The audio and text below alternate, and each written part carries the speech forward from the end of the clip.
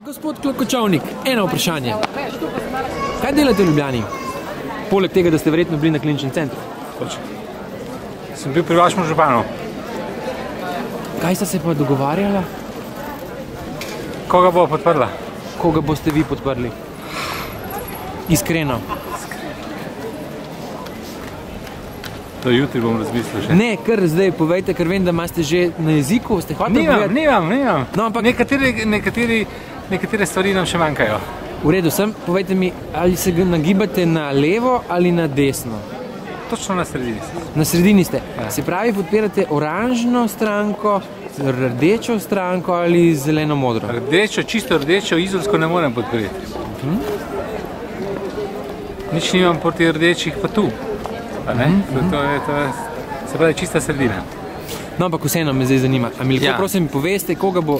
Koga bom podprl? Tako, jutri dajte to povedati za ekskluzivno zavest spletni medij. Povejte to, da nekako si oddahnite tudi vi. Prvajdoš, iskreno povedam še ne vem. Evo. Ampak kje vas bega? Kaj vas bega? Zakaj? Kje imate tisti problem? Zakaj ne morete podpreti naprimer Boruta Pahorja ali mora biti Gregorja Golobiča ali mora biti Janeza Janšo? Vsi imajo nekateri dobre in slabe strani, a ne? Težko je. Koliko da bo za voljivce težko. Hvala. Dan, zdravljeni. Maja, Ana Marija se poverši, ko imeni stranke mladih Slovenije, pa ljudske stranke, vam tole podarim. Kaj še mi to? Da bote nosil, ne? Da bomo nosil, komu bo dal to? Podkupnina! To je podkupnina. To je podkupnina. Ni, Ste za SNS? Samo cenimo vse kandidate, ne? Nič Bomo šel kasneje. Ljubte. Cenim pa gospoda Šrota. In gospoda Kranjca upam tudi.